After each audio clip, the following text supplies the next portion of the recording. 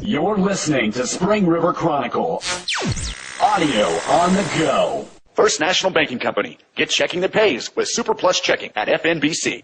Artists Paint the Town read by Lauren Siebert. Darian Stewart, 17 and a senior at Highland High School, and Jennifer Rickard, at 19 and a 2010 graduate of Highland High School, are using their artistry to spread school spirit throughout the surrounding area at local businesses.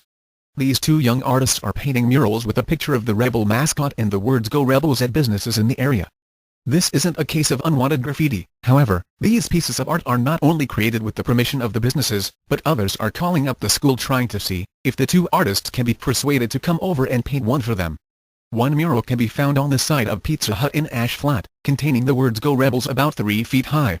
The mural on the window at Pizza Hut took about 2 days. "We didn't do it for money," Stewart said. Another of the murals by Stewart and Rickard can be found at Murphy's in Ash Flat. With word traveling about the murals, it seems more local businesses are trying to get in on the Rebel pride. There are a few businesses calling the school and asking who the artists are. A to Z Printing has asked us to come do one there sometime soon, Stewart said. Although Rickard graduated in 2010, she still likes to support her old high school. "I've been doing art ever since I was little. I always loved to draw and paint. Darian and I love supporting school spirit," Rickard went on to say. "What I really love is photography. I'd like to attend ASU for photojournalism," she added. "It's about capturing the moment." Stewart also said he would like to pursue a career in art. "I started doing art when I was little, and when I got in high school I started taking art classes," Stewart said. "I would like to attend University of Arkansas and major in art, maybe go to UACCB, and get my prerequisites out of the way. Ultimately I would like to become an art teacher," Stewart said. Stewart also gave advice to anyone who has a passion for art. "If someone wants to become an artist, I'd say to use your imagination, and see where it takes you." Thanks for listening to Spring River Chronicle Audio on the Go. Be sure to subscribe to the paper and check us out online at myspringriver.com. Victor Vaughn, From the Court to the Board by Lauren Siebert. Professional tennis player Victor Vaughn has traveled the world, but when it was time to come home, it was to his family farmstead here in Sharp County. Although he has been at home on the 800-acre farm since coming back in 2000, Vaughn, now 63, still loves to compete in his free time. "I play wheelchair tennis all over the country. I entered 10 tournaments this year, all the way from Tucson, Arizona to Clearwater, Florida," Vaughn noted. "My ranking was number 2 in singles and number 1 in doubles in the country," he said, clearly still enjoying the competition. Vaughn attended Highland when he was growing up, before he launched his professional career, which took him all over the country. When he was 5, he had contracted polio, a debilitating disease that affects over 100,000 people, according to Vaughn. That, however, did not stop him or even slow him down. He uses his sport to raise awareness for polio even now. "Some of the competitions I enter are to help raise awareness," Vaughn said. "I offered and still do offer to help anyone try to get into sports. It's great exercise among other things. It keeps me healthy and it's fun for me." When he finally decided he was ready to settle down, he came back home to start his farm and focus on other things. "I was looking forward to getting back home. I didn't really retire from tennis, I just switched careers," Vaughn said. Most recently, he turned his attention at home to the local school district, investing his time and effort toward the election to become a member of the Highland School Board. "I campaigned quite a lot up until my opponent withdrew.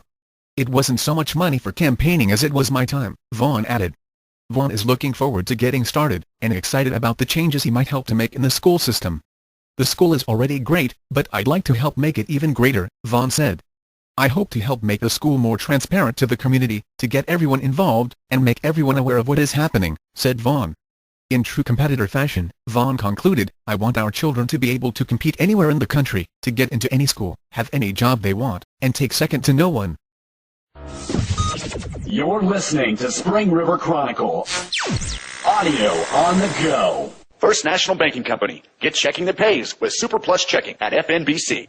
Eagle Fest approaches by Lauren Siebert. The 17th annual Eagle Fest is fast approaching, set for September 30 and October 1 at the Ash Flat Ballpark, with several new events, including 6 bands scheduled over both days, as well as an open mic competition and entertainment for the kids. Eagle Fest is actually a celebration in memory of the school that once was in Ash Flat. Eagle Fest is a commemoration for the old school here in Ash Flat, Sharon LeCount, a member of the Eagle Fest committee, said. "There are several new things going on this year. We, as a committee, have added a bouncy house and other inflatables for the kids, and more bands like the ADC Cummins Prison Band," LeCount said, adding that next year they are planning to add a 5K walk run. The Eagle Fest committee is made up of several community volunteers: Charlotte Goodwin, Carolyn Cisney, Sharon LeCount, Mary Eitzenheffer, Charlene Bond, Paula Farley, Jessica LeCount, Rhonda Renayan, James Spurlock, Hazel Fessenden, Natalie Morano, Shirley Zawellick, Kendall Lowry and Zundel Shells have all contributed their time and effort to make this year's Eagle Fest better than ever. On Friday, the ADC Cummins Prison Band will kick off the event at 5 p.m. followed by the Black River Band and Street Dance beginning at 7 p.m., both bands returning from last year. Saturday will be a day of music, starting at 10 a.m. with an open mic competition. There will be an entry fee of $5 to enter the contest, with prizes to be awarded. There will be a $100 prize for first, $75 for second and $50 for third, LeCount said. From noon until 2 p.m. Southern Faith will perform, followed by Elvis Mad Joyce from 2 to 4 p.m., then Ashley McBride from 4 p.m. to 6 p.m., and ending with the Forever Young Band from 6:30 to 10 p.m. There will also be a pie judging and kids cookie baking contest. The winners will be announced at 1 p.m. and prizes will be awarded. The pie contest is meant for adults and the cookie baking contest is split into two groups, ages 6 to 10 and 11 to 15, LeCount said. Admission will be free at Eagle Fest, with the help of generous donations to the city from Liberty Bank and FNBC, among others.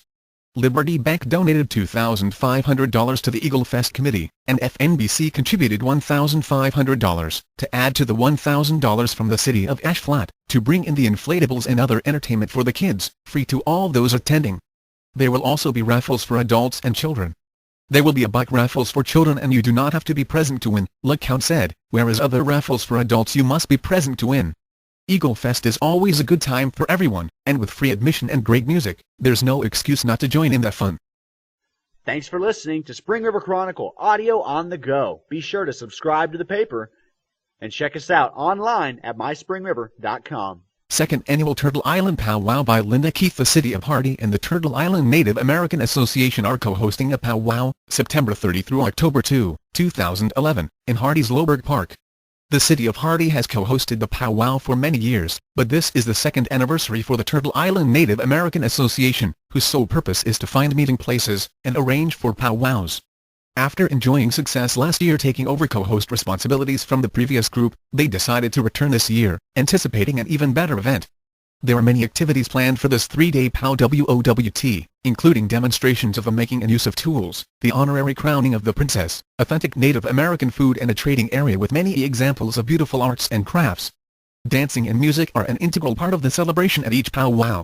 Claire Hunt, a representative of the Turtle Island Native American Association, noted that each powwow begins with a blessing and purification with smoke, made by burning tobacco, sage and cedar. She continued, and the first dance is always the Gore dance, to signal the beginning of the powwow. There will be dances of different styles, that everyone can participate in, and special dances for the children. While all dancers, drummers and singers are welcome throughout the event, there will be featured performances by Aztec dancers Quetzalcoatl, Southern Drums, Jarvis Poaway Comanche and Southern Singers, and the Memphis Tiapian River Clan Gourd Society. This will not be a competition dance, Hunt said, but rather a gathering of the people. Hardy and the surrounding areas have a rich Native American history and it is fitting that the gathering be held on the Spring River, where nations once met during the summer solstice. While the winter solstice, spring equinox and autumn equinox are all important days to Native Americans, the summer solstice is when the sunlight time is longest, and is considered a healing day for the earth.